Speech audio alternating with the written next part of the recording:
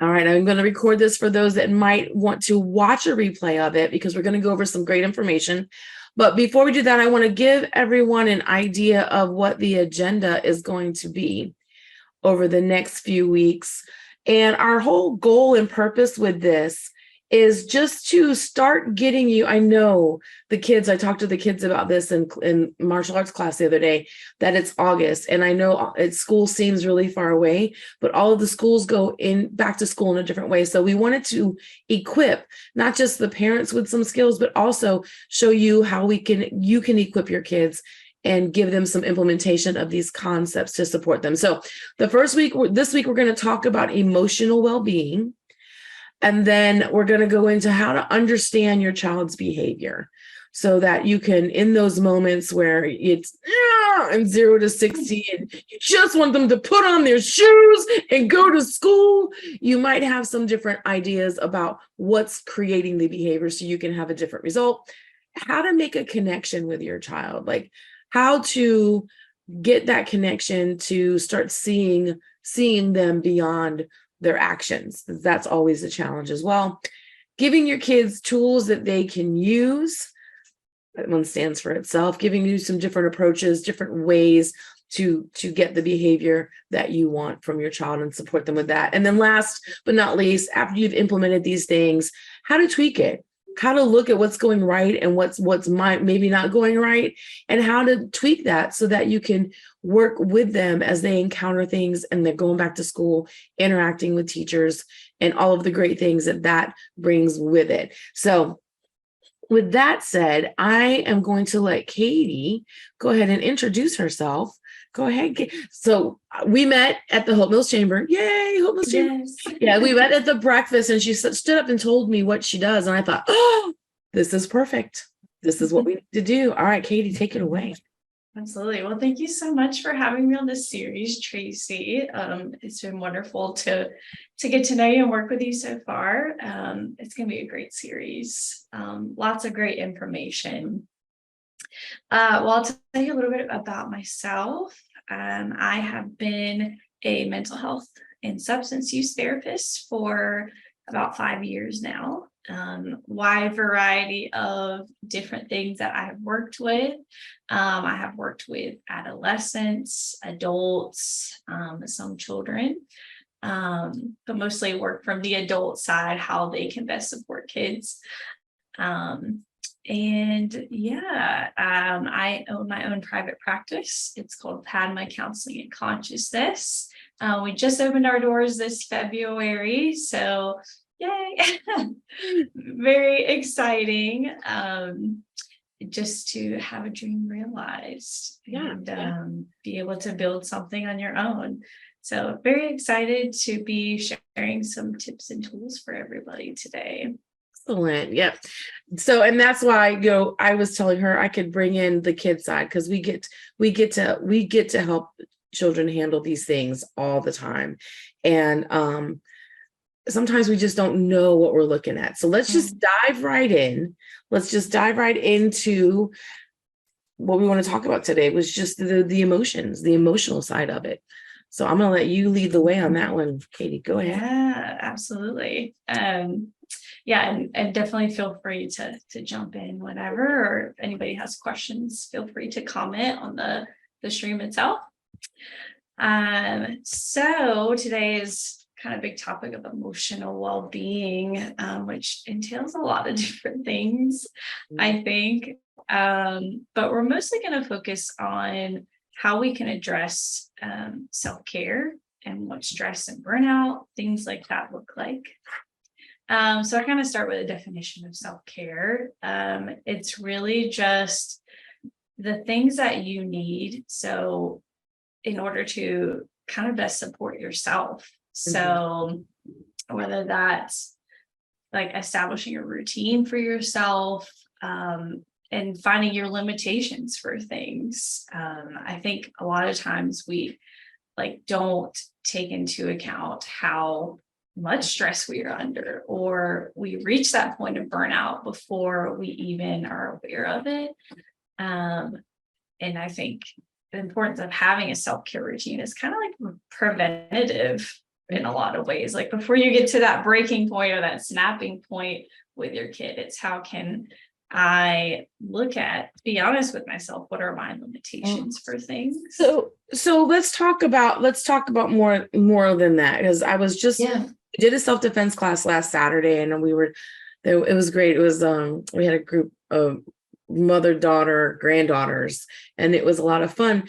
But we were talking about how we as mothers and business professionals, we're always just going to keep driving. We don't necessarily know where that limit is. We can kind of feel it, right? Because we can kind of feel the stress of it. But when it comes to self-care, give some examples of what that looks like for you as the adult, but also what does that look like for your kids? Good question. I think social media, especially like TikTok, has definitely popularized like the idea of self-care. And, when that comes to mind, a lot of people are like, oh, well, like pedicures and bubble baths and, treat yourself. Right. But I think it's so much more than that. I think it starts at just the basic kind of level of needs. Like, are you getting enough sleep? I get in trouble with that one a lot. One of my moms is always like, "Are you getting that sleep?" I'm like, where? All right. Right. Well, especially I think it's hard for new parents, right? The sleep deprivation that comes with that, and just navigating how do you create a routine for them and yourself. Okay. So it's definitely part of that. Well, and I know with my grandsons, let's see, they're 7 and 13, like they take pride in the fact that they stay up all night. So like with that, they're somewhere being taught that that's what you're supposed to do, and that's cool. And so as a parent, how do you let them have that without let it becoming a thing that becomes their habit and their routine? I know that that's what happened with me. Like whenever I'm trying to like accomplish something big, sleep is the first thing I cut. Oh yeah. Because no one's calling me in the middle of the night and no one's calling me at 4 o'clock in the morning. Right. So like I'm going to cut that sleep. So what kind of recommendations do you have around protecting that? I mean, is it you have to have that full 8 hours, or is it that you can do, I know some people can get away with less, but how do you start it, I guess is the question. Yeah. Well, I would say to answer yes. the more sleep you have, the better. In terms of research on what we know of sleep, there's still a lot that we don't know, but we do know that restorative processes take place in the body. So literally your cells are getting the chance to kind of rebuild themselves. The less sleep you get, the less your concentration is, the less you're able to remember throughout the day. So I think, that's a good thing to remember when you're talking to your kids too, is okay, like sleep is kind of a powerful thing. The next morning, okay, you're going to feel tired. You're not going to be able to focus or stay awake in class. That test that you were studying really hard for, you might not be doing as well if you don't have sleep, after that. So kind of focusing on those necessarily consequences, but also like the effects, like how you physically feel. Okay. All right. After the effect. And if they lie to you and say, "I feel great, Mimi," that's what they say. I feel great. Great. So it's like, tell them your body's lying to you. Or do you though? That was what one of my students said the other day. Yeah. Did we though? Did we though? And you know who I'm talking about if you're watching this. All right. Okay, so then what's another way we can do self-care that's beyond the pedicure, manicure, massage, facial thing? Yeah. So beyond basic needs, so sleep, making sure that you're eating regularly throughout the day. I know, especially as entrepreneurs and moms, we get so busy that we just, it's, already 5 o'clock and I never even had breakfast. I've had 3 cups of coffee, but that's about it. And some goldfish off the floor. But Our leftovers off the plate. Right. Come on, moms, you know that you do it. You know that you do it. We all eat what they don't eat. Come on. All right. So that you're Yes. saying that that's not good enough. That's what I'm hearing you say. Okay. Yes. We need to have a better plan. All right. We need a better strategy. Perfect. All right. So, if meals are a hard thing for you to do, implementing just snacking or grazing throughout the day, I think that's just a big myth that we have been told. Well, you have to get big solid meals throughout the day. Not everybody's wired like that. And I think even kids too, like attuning to their own needs. Like some Okay. kids, which is a big thing. I think a lot of people have a hard time with that with kids too. Is okay, are they eating enough? Are they getting enough nutrition in general? Which is something I focus on too in my practice. Well, I like that you said that, like, according to their needs, because the more research and things I do into marketing, the more I realize that the truths that I thought were truths were really just really good marketing campaigns. Yes. Right? Like, so like understanding like how to listen to your body earlier. And as moms, we have to like give ourselves a chance to block out the noise and just stop and listen to our bodies. I found for me, when my boys were growing up and I was doing all of that, like I never stopped to listen to my body until, and I know some of you are saying, Tracy, you don't do that now, but I'm better. I'm better, but teaching our kids to do that, I think, is key. It's the foundation of getting them to trust themselves. And it's also a beginning of how they build their confidence. Because when they trust themselves and you allow them the latitude to listen to their bodies in that way, it's going to build a level of trust that they don't necessarily have right now. And the fact that it doesn't have to be every meal, like I tell my husband, every meal does not have to have meat, and it doesn't always have to be super big. I like that.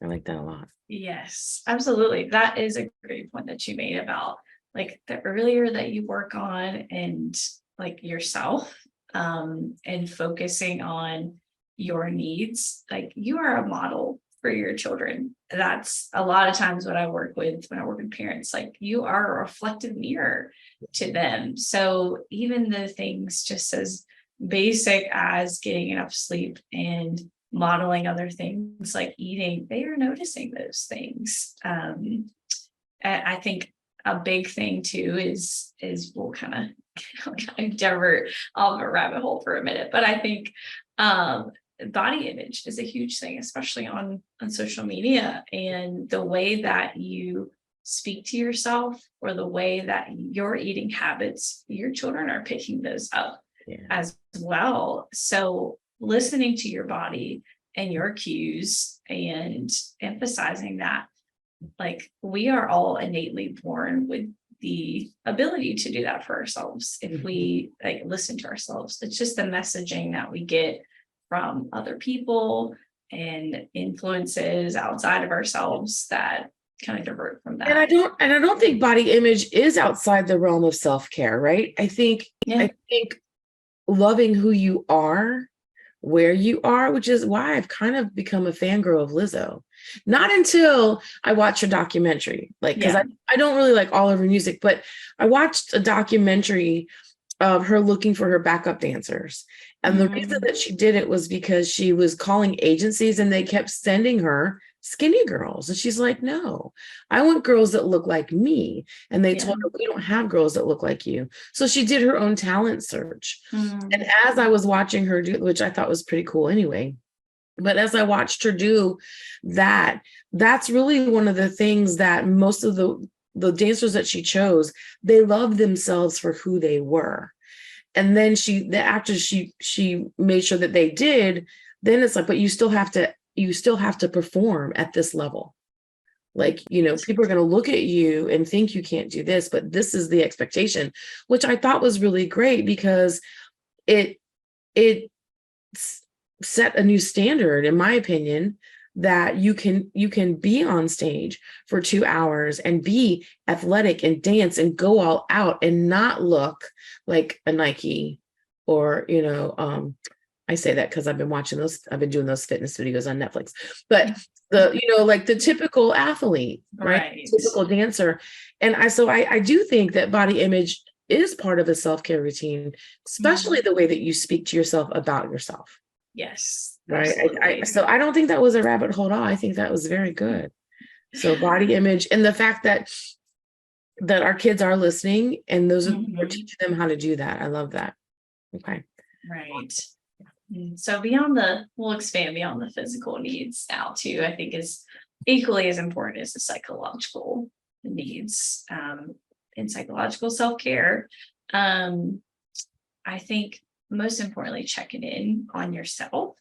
So not only do we have difficulties with that as parents to just stop and take care of our physical needs throughout the day, but like psychologically, we also, I think, just get caught in, even if you don't have children, you get caught in this routine of, I kind of call it a hamster wheel of life, where we just go through the motions. Okay, I get up, I make my coffee, I take my shower, I do this, I go to work, come home, eat, sleep, repeat. And instead of taking time to actually, check in with myself throughout the day, that moment where I got really frustrated, what was that actually about for myself? Taking notice of emotions and thoughts throughout your day instead of the constant autopilot of things. Well, and then also I think too, just saying, oh, well, okay, we're talking to women here. So men, if you're listening, don't.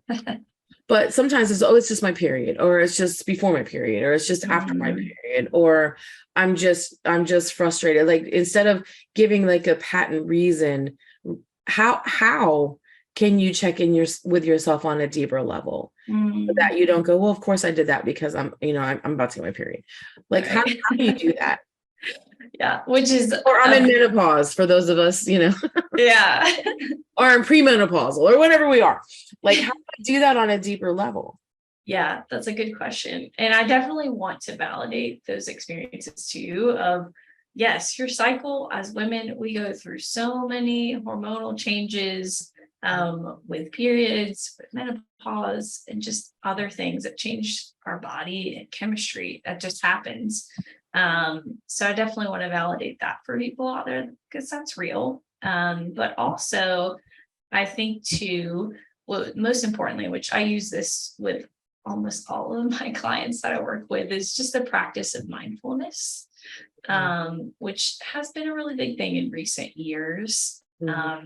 But it's an approach to really try and center yourself, and not as in a super yogi way, but as in a way. That's where mindfulness takes, well, because of the way that mindfulness came out, I think it takes everyone to be like, I don't have time to meditate. I don't have time.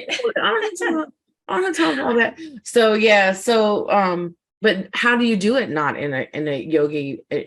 Yeah. Right. I think there's two kind of ways to practice it. So first of all, mindfulness is really like practicing awareness. So really just being aware of the environment around you and also your internal experience. So attuning to those things, and then also acceptance. So accepting that, okay, I might have some intrusive thoughts. So thoughts that don't really feel like we're on the same kind of theme that I would normally think, kind of outrageous thoughts, if you will. And just accepting, okay, this is a part of what I'm experiencing today, or I'm having a lot of irritability today, and that's just what it is, instead of approaching it from a judgmental lens, like, why am I so irritable? Why am I snapping at everybody? It's okay, this is something I'm experiencing, and I can just approach that with openness for things. So in a practical way to practice mindfulness is, you can do the active part, which would be meditation, yoga, deep breathing exercises.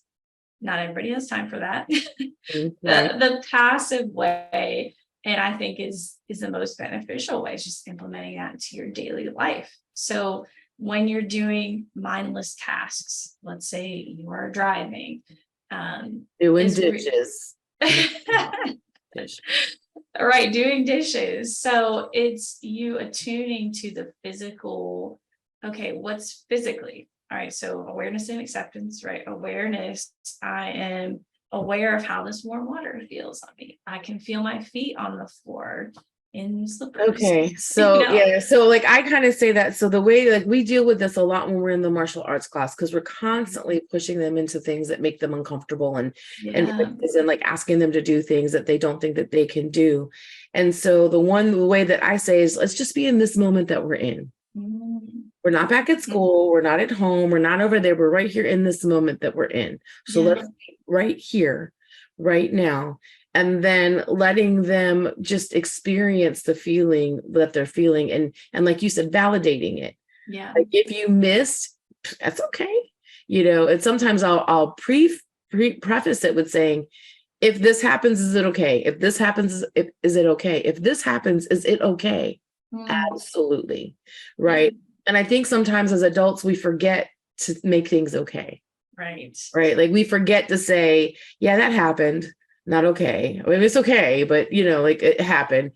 I think we forget to give ourselves that. I know when I'm working with a lot of my coaching clients, it's giving yourself the grace for those things to happen. Like I think sometimes we expect ourselves to just hold it together so we can cry, get angry and irritable when no one can see us, right? That is completely unrealistic. It's completely unrealistic. I can't tell you how many times over the last week I've had to tell everybody, you can come in at 4:30 and hit something if you need it. We're there, right? Because we feel like we have to bottle it all in. And then that's what we're teaching our kids, that you have to bottle it in, but no, you can feel it. Right. You can feel it and like experience it and then take an action to do something different. That's really where we see it a lot. Like I'll say, okay, yeah, that happened, or yeah, but let's just make it a little bit better, or let's just do something a little bit different. Like let's just have do like that next little step. And I think we forget that for ourselves. And then too, mindfulness in the moment when you got to get out the car, you got to get everybody out in the car because you're gonna be late for work and you're gonna be like, and you're in that mode. It's hard to be like, pause, feel the feeling in the feeling, right? No, it's just not gonna happen. Just like, "Arr." So how do you recommend practicing mindfulness and staying on schedule and getting everywhere and where they need to be? How do you, because that's life, right? That's life.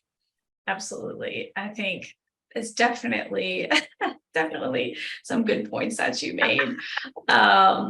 Yeah, I mean, yes, we're definitely not always going to be in the Zen mode where we just everything feels peaceful and happy. Life stops. No, right. I'm like, let's everyone just take a deep breath. No, you're gonna have your kids screaming in the back seat. I'm hungry. I don't want to do this. But I think just finding space for that when you can, right? Maybe you've just dropped the kids off at school. Okay. And you can take a breath for yourself. Okay. Before I start my car, I can just sit here for a second and take some deep breaths, kind of ground myself. How do I feel in this seat? Or emotionally checking myself. Was it hard dropping them off for the first day of school, even though they're in middle school now? Like I can validate that about myself. It's a new stage in their lives, in my life as a parent. Yeah. Okay. Yeah. And I know we use music a lot. And I enjoy the silence because we're always in a loud blah, blah, blah kind of space. So like I like those moments of silence. Like when I get home, before I get out of the car, I just take a moment. And then I say, what was really great about today? Right. And then like not go over everything that went wrong, because I would never get out of my car. I'd probably sleep there, right? But to go over like what went really great today, like what was great about today, is where I like to do that. So I can get out of my car feeling lighter, right? Yes. So then normally this is life too. You walk in the house and then you've got everything at home smacking you in the face. Right. So that's how and my kids are grown now, but still like that still happens. Like you walk in your house and then what do you see? Everything that has to be done. Right. Everything that has to be done and the feeling of getting it done now and all of that stuff. So but I find for me, music and then practicing gratitude helps me. And even forgiving myself for like when I did maybe lose it a little bit or where I was a little too frustrated, or maybe I didn't get as much done as I wanted to that day. Taking a moment to forgive myself for that. And then, then go into what was great about the day, I think always helps me.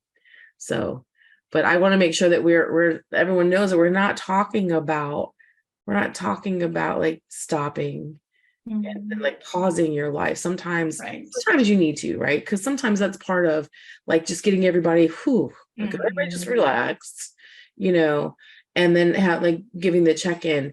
With my grandbabies, we take turns like letting each other pick the songs. So sometimes it's as simple as that, like everybody can pick a song. And then my rule is everyone has to sing each other's song if you know the words. But like just kind of creating and doing something like that kind of brings together and focus and moving in one direction is what I find works really well. I love that. Yeah. So mindfulness isn't also just about like pausing too, right? I think that's a really good example too, is like, okay, picking your favorite song and really listening to the music and how that makes you feel. And because I think creative expression can sometimes be, a really good adjunct to self-care too, that we don't think about as enough. Yeah. I feel like self-care is pigeonholed into this one thing, and it's so broad. And so let's talk about the other thing, which was like you addressing your stress and burnout. But one way is to set those boundaries, which I know it was a struggle with me for a long time. Yeah. Set boundaries and learn how to say no to things, because kids go through peer pressure, but so do adults. Yeah. Right. So, but how do we begin that for those of us that struggle with that, to set the boundaries and be okay with saying no? Also want to validate that too in parents, that I think there is so much conflicting advice out there. Are you gentle parenting? Are you doing this or that? And I think really I try to affirm people with the fact that I think yes, there are some psychological principles that can help guide you in a good direction, but really it is child to child and parent dependent, right? It's what is going to work best for your family. So you pick and choose what you feel like is going to be best for them. So I want to affirm that too, is if you feel very overwhelmed that you're not doing it wrong. Right. You're doing the best that you can at this point in time until you have things that better to do. So to address your point in terms of boundaries, I think that is definitely a process for parents, right? Especially new parents. It takes some time to figure out the child. And this is something we're going to get into a couple other sessions too, is addressing your child's temperament. Yeah. Because we all are kind of born with innate temperaments. So tailoring to their needs, and tailoring to your own. So boundaries in and of itself, I know that's also a really big buzzword right now going around, are just the limitations for yourself. I was on a course last week about speaking, and I love how she said it. Simplify. Yeah. Right? Like if we just take out what everyone else wants us to do and simplify, like what you just said, what works for me and my family. If we just simplify it to like answering that question, I think a lot of the other stuff just goes away. Yeah. Like if we really like pose like what's good for me and my family, what do I want to create with my kids? And then that way when things come up, does this do that? Does it bring us closer to that? further Right. away from that. I think but I love that she said simplify and speed was the other thing. But Yeah.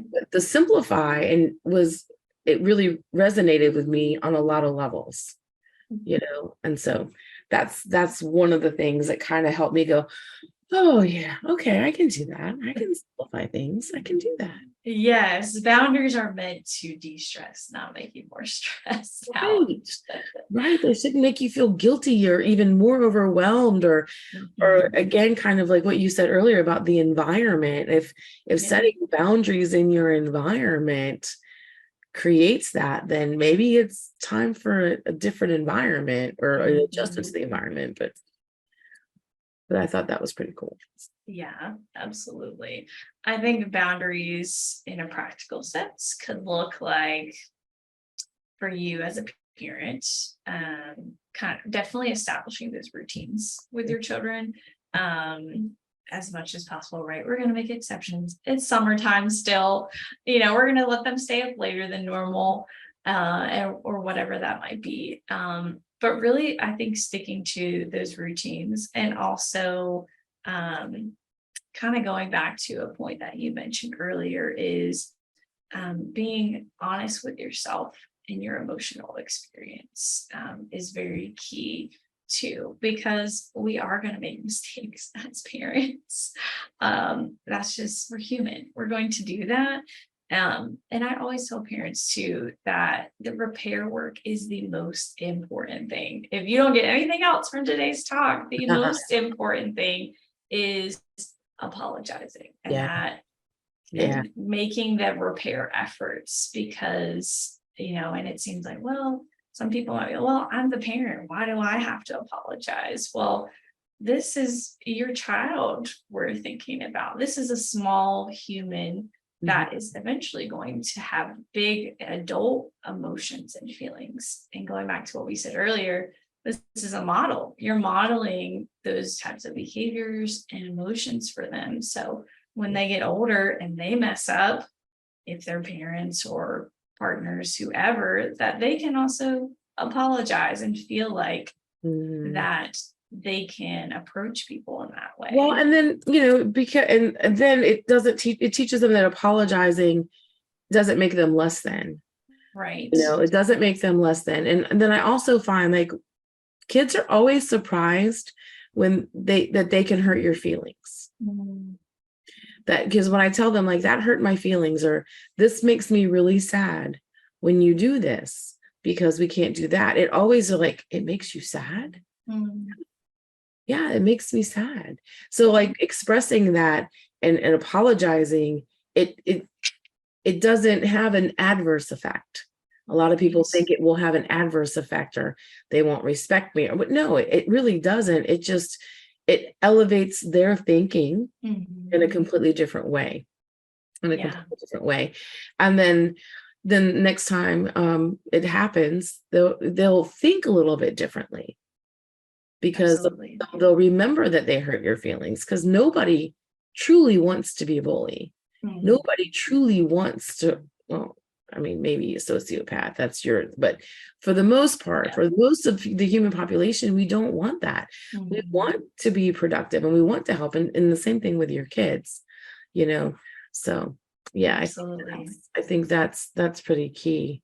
Yeah. I, I think we've kind of covered everything, right? I think so too. I think so too. I So wanted to name kind of two things that you sure. mentioned there is, empathy and vulnerability. So Mm, what you're teaching yeah. by apologizing and even allowing yourself to express emotions, because I have heard this from a lot of parents. I think Mhm. it's very common that, I don't need to show my children emotions or I don't need to apologize. By doing that, you are basically you're the number one model for them. Again, going back to that, like Mhm. if they're going to learn it somewhere else, they're going to learn it from their friends, they're going to learn it from other influences, people on TV, right? And you would rather them, I would think, rather would want them to learn it from you so that they hold your values and that they can feel like they can come to you and be vulnerable in their relationships moving forward, friendships, if they ever have children. They're all very important principles. Yeah. I think all of us can probably relate to something that has happened in our past that created an obstacle that we had to overcome to achieve what we wanted to do. And the only other thing is that I really wanted to do is emotions. So sometimes we get stuck on the behavior, which they're angry, they're mad, they're sad, they're happy, they're this, but we need to look at what's creating the emotion. Right. Good or bad. So if this makes them really happy, then that helps you clue into like what's making them feel good about themselves, or what's making them feel good. And if it's making them angry or frustrated, then that's a point where you can learn, why is that frustrating them? Sometimes it's communication style, sometimes it's feeling not heard or not listened to or not being valued, but it gives you their emotions, which is why I was so glad we started with the emotional wellness and emotional intelligence, because it's an indicator. It's really if kids don't come with a manual, emotions I think are probably the best indicator for you if you'll take the time to like observe them from a different perspective. Absolutely. So I think that's really one of the takeaways. And again, trust me, I know, look, my kids are 30 and 34, and I can still go back to those moments because of the stress of the moment. It doesn't take me long to get back into how I felt when I was running them everywhere and working 14 hours a day. And you did that, and I mean, that sticks with you. So, but using that and helping you see, I know for me, once I realized that, it helped me not get as frustrated or angry or overwhelmed in the moment while it was happening, because then I was coming at it from a different level. So I didn't like join them in the moment. Not that always worked, right? Because sometimes you join them in the moment. But even if like looking back on it, so can we recap some things that we talked about, just to kind of like give them some points for the self-care? Yes, absolutely. So we talked about both the psychological and physical parts of self-care. So not just pedicures, right? It's okay, basic needs. Are you getting enough sleep, eating, other things? Are you having these big stressors going on in your life right now? How do you address things like that? And then also your psychological needs. So that's taking time to look at that. And then we talked about mindfulness. How do we take moments for ourselves, or in the midst of things, check in with ourselves in a very kind of practicing mindfulness, right? The awareness and acceptance of things. And then we talked about kind of tailoring to each kind of individual child's needs. And yeah, anything else that you wanted to add with that? No, I mean, I think that covers it. I just think that just remember, like when you're doing anything give yourself forgiveness and grace. Yes. I mean, just give yourself the forgiveness for being human. Just forgive yourself for being human, and for having those emotional things. And what we wanted to create with this series is not just this kind of education. So you can always reach out to Katie. You can always reach out to me, but we're also going to create, so at the Confidence Complex, 700 Hope Mills Road on Friday at 5, we're going to do a physical class so you can see some of these things that we talked about today in action, so that you can see what happens, how to implement it, how to do it, how to observe it when maybe they're at other sports or other activities, so that you can support them. Because this whole series is about how to support them, because we know that life is going to do what life does. And we need to support them and start giving them tools to life successfully, if you want to call it. Just to, there was a coaches panel at Force of Life church last Sunday. And I think with all of the coaches, we agree, it's just, we're not teaching our kids to expect problems. We're trying to show them, we're trying to raise them in a world that doesn't have problems, which doesn't exist. So the sooner and the faster we can give them the tools to overcome them, then the more successful they'll be, the faster they'll be. And then you guys can retire. Woo!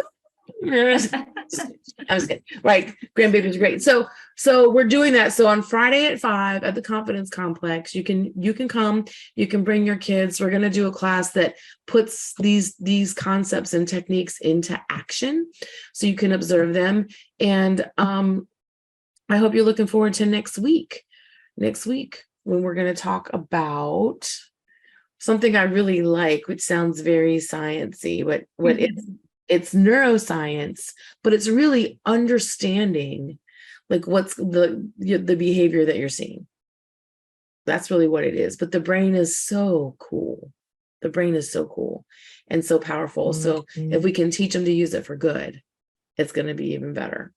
So I hope you found this helpful. If you have any questions, just comment below, share this with anyone that you think would have value. I can't wait to meet you on Friday at the Confidence Complex, where we're going to put this in action. Have a great rest of your week, and we will see you Friday. Bye. All right. There we go. Cool. What do you think? I think it went great. Yeah, I think, and then just like, I'll do like a recap. And I'll see if I can add like those markers where we can hit with the topics and give them like an outline of what we talked about. I think I know how to do that. Okay. Yeah, I think I know how to do that. But yeah, I think that was great. Yeah, well, for my first time ever, I know I was a tad bit nervous, but you were great. Like it's just a conversation. And like I said, I can bring in, because boy did I ever, like I was even depressed and didn't really realize it. So when my husband was in Iraq, I had my computer consulting company that I was starting, and I was working 14, 15, 16 hours a day. My boys had all their stuff. My husband was in Iraq. I was trying to maintain that relationship. And I would just like come home and send myself to my room, because I was just so exhausted always. Yeah. So that's one of the reasons why I want to do this too, because nobody told me how to fix that. Yeah. Right. Nobody said, hey, you might want to try this, or you might want to try that. And then I think some of this stuff, it's just coined and people don't know, they know that it exists, but they don't know, how do I do it for me? Right. So the more we can drive into like how we do it for me, I think, especially in the next one, with the neuroscience, and understand, because I have to talk to parents a lot about, your son's 6. He's not going to get that because his brain's not ready for that. Like this is what we look for, like, especially in 3 and 4-year-olds. So looking for them to have like power, and this, like I had one mom that didn't want their daughter to have the treasure chest. And I said, okay, well, why, Mom? She didn't have power. She didn't have this. And I said, well, today we were working on speed. So we really weren't working on power today. I said, but whatever you want, I completely will back you. Samir, do you understand what your mom is saying, and this and that? And then, so like, but I had to explain to Mom, like, we weren't working on that. You're punishing her for something we weren't even doing. Right. Like, so I have these conversations. I have to have these conversations a lot with parents. Because they really don't understand, like, even like if I'm thinking specifically one student, dad wants him to be like, pop. He's 7. His motor skills aren't there yet. Right. Like that's not what we're really building right now. Some kids might have it, but a majority of them won't.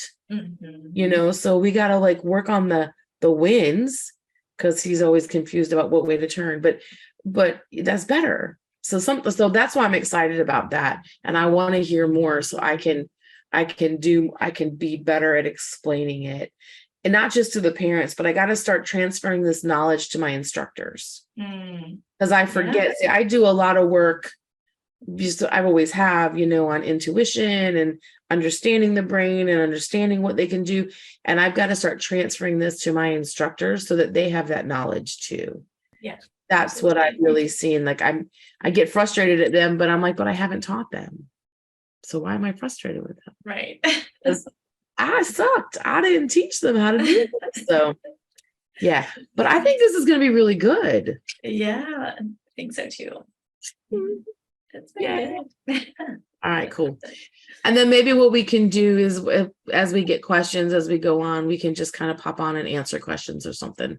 Yeah. Did you get any live? You know what? questions? It totally didn't do what I was expecting it to do because I haven't done this since it updated. Before, when I was live, it would pop up the live window so I could see. It didn't do that.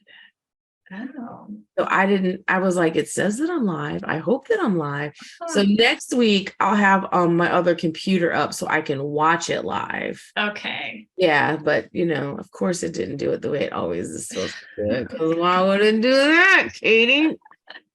Why? Oh gosh. Yeah, so all right, cool. And then I just need like your picture and your contact information so I can add it to the emails when I send it out. And then people know like how to get in touch with you if they want Yes. to. Because I definitely want to make sure that we give them a way to reach out. Okay. Oh, Yeah. I see your Facebook Live one, and you had 6 views, so that's something. That's not bad at 8 o'clock in the morning. We'll take it. All right, it's kind of early. We'll take it. Now, what I also do, this is what I learned in that same class. Well, no, I learned it the week before last in a messaging class, that I'll take this video and I will upload it to YouTube separately, and then this is uploaded here.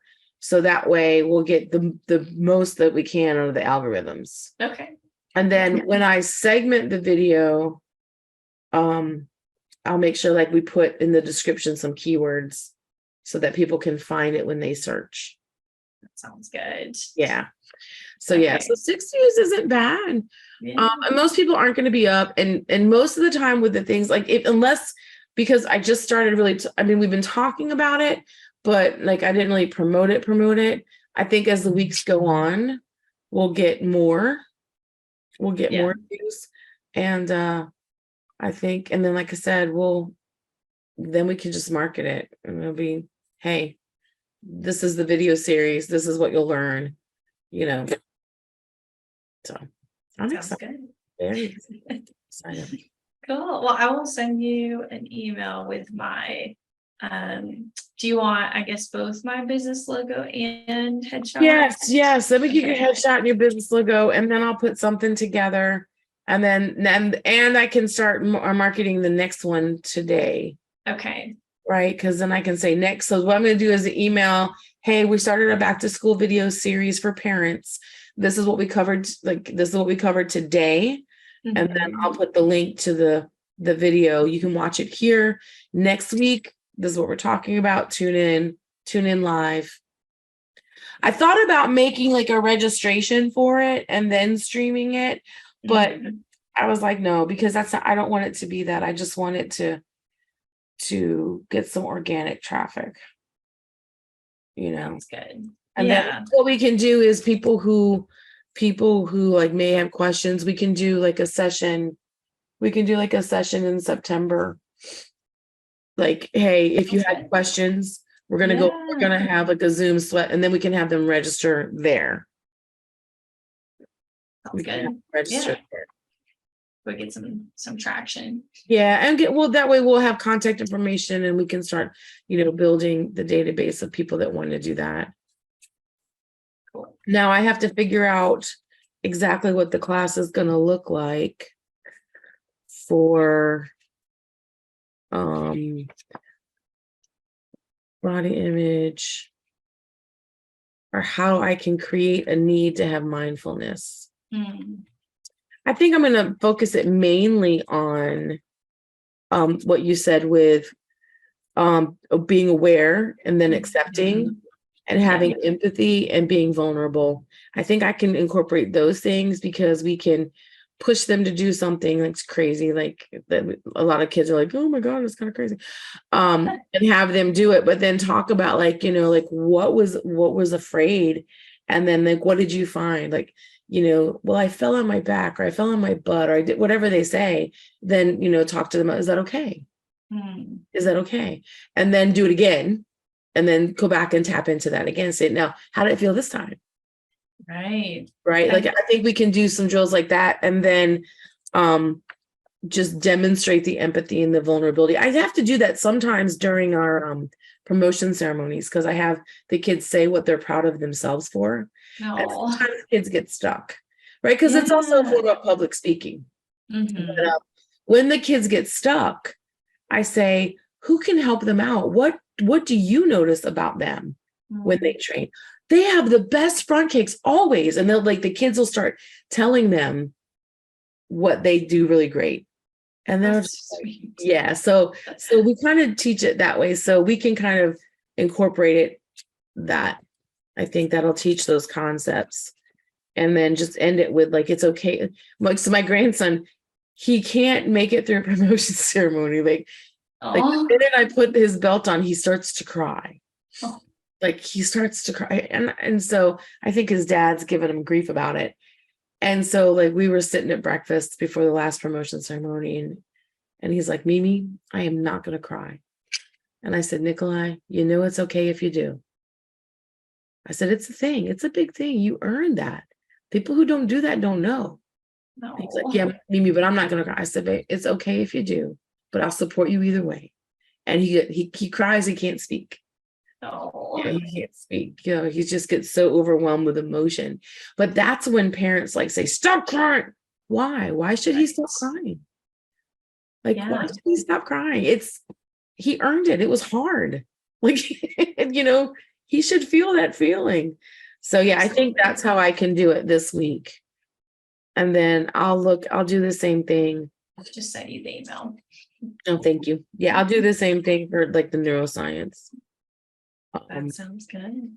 And then the one thing that I heard on something else I listened to the other day was how to take an action without being attached to the expectation. I think that's something I really want to teach kids too, is like, this is what we want, but when we don't get it, like how to not be attached Yeah. to, like, and I think as business owners, we do that a lot. Like we have this event and we want 20 people and we get 8. Yeah. And we start thinking bad things about ourselves because we didn't get that. Hmm. So I think I want to figure out how to incorporate that more. Yes. I Yeah. mean, I think mindfulness is a great tool with that too. Yeah. Acceptance, right? Right. Non-judgmental attitude Right. in all things. Like this Yeah. is just something that happens. Yeah. That I recognize I'm having some really like self-shaming kind of thoughts, but this is this perceived failure or my unrealized expectations is just something that Well, I mean, I had to do it on Saturday because I really wanted to have like a big self-defense class, and we had like 5 people registered. Yeah. But then when I'm in the moment, I always tell myself, this is the perfect class. The people that are supposed to be here are here. The people that I'm supposed to serve showed up. And that's kind of how I like get over that hump. Right. Yeah, that's how I get over that hump. Love it. Yeah, so but again, these are things that I've learned, but you forget that you learned them. Yeah. And you forget you have to teach them. So Yeah. Well, I was thinking about this too. Even, if meditation is something that you want to help implement with some of your kids, maybe we could talk about having me come in for some classes or something. I like would love to that. do that because I took a class. I took a class from a woman she calls it the M word. And hers is because she allows you to she teaches you how to incorporate outside noises into your meditation practice. Yeah. And it's just a 20-minute practice. Like she teaches you a 20-minute practice. There's a framework, starts with breath work. And then like you're like incorporating all of your senses as you go down into your meditation. Right. So that you don't go, dog, like, okay, the dog is barking, and it never fails. Whenever I do that, the dogs come lick my hand. They can get like, they leave me alone for hours. But the minute I do that, right, I would love to do that. Is there a particular like better month, I wonder? Do that. Maybe we could do that in November and include it as part of gratitude. Okay, that's Right. a good. I was about to say this one is really busy, but Yeah. next, Well, say November, because then we can talk about. I always talk about the power of gratitude and forgiveness. And with I try not to use forgiveness. I try to use grace, because people, they have some feelings about forgiveness, right? Especially if some bad things that happen, like I'm never going to forgive you. But if you talk about giving yourself grace, giving yourself the space, giving yourself the room to do things. But I think November, I really want to focus on all of the ways that you can be grateful and how to make it a game. Right now, for mindfulness, it's good, but it's also good for staying in the flow, right? Of what you receive. It's great for like removing blocks from, That's what I was thinking too. Like breath work is also just important in general, right? I'm sure you got certain moves you need to concentrate, like how you're breathing, and it's awareness of your body, right? You need to figure out in your positions, and what you're doing, to have body awareness. So it's all. We'll do it in November. I have a gratitude course that I have for free. I'm going to do better at promoting that because it comes like a journal and how to do it, because gratitude is and this, people get dug in on some things, but gratitude helps like get to the root of some of that. It also helps with attitude shifts. And I think if we can teach that with meditation and demystify it. I was listening to a preacher the other day, and he was like, God gave us meditation. God gave it to us because we need to do it. Like we do it. So he gave it to us for a reason, but now it's been not co-opted, but it's like more of a yogi thing. Right. People have those perceptions when it's just being still. Right. It's literally just focusing on your body and your mind, right? And I think meditation in an active sense doesn't also have to be breathing. It can be praying. You can pray and also trying to focus on, okay, what thoughts am I having? So there's a few people, if you want to take a look at it, because I like them. Vishen Lakiani has the 6-phase meditation. And he starts with gratitude and he ends with forgiveness. And so I really like that. Oh, okay. I really like you just start by being grateful and then you go into the thing, but you end on forgiving someone or something. Sometimes it's yourself. And then I had a realization the other day. Lisa Nichols does a guided meditation, because guided meditations are a thing too. People don't really realize that. Oh, yeah. And she does one, and I can't remember what it's called. But it's basically she walks you through you seeing yourself achieving your goal. And she talks about driving to your house, where you've got, you're driving to your house and you've got your 6-car garage, and because you're driving your weekend car and walk into your house, and visualization. It's full of all the people that you love, and there's this huge dining room, and it's got all of the food, and everyone's just so happy to see you. So she builds that picture, and she talks about you going to an event and you're going to do your thing and just enjoying it, and you get there and that you can't even speak because everyone's thanking you for just doing what you're supposed to do, thanking you for doing it, right? And it always just gets me to a place. But guess what's been happening a lot? I think God's trying to show me that everyone's been thanking me for doing what I do. Right. And that it just came to me in my meditation the other day. That's beautiful. Yeah. And so if you can, I can't remember what it is, but it's Lisa Nichols. It's out on YouTube. That's a real powerful one. Okay. But I would love to show different people how to incorporate that. Yeah. Just make you a better athlete and just overall. Well, it also helps you set your intention. Yes. I haven't been doing this very well over the last few weeks because I've allowed myself to get too busy.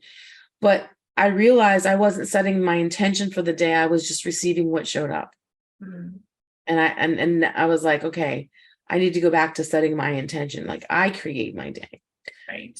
So, but I would love to do that in November. I think it Yeah. would work really well, because I think if we do it in small doses, like over the month, like we do something live.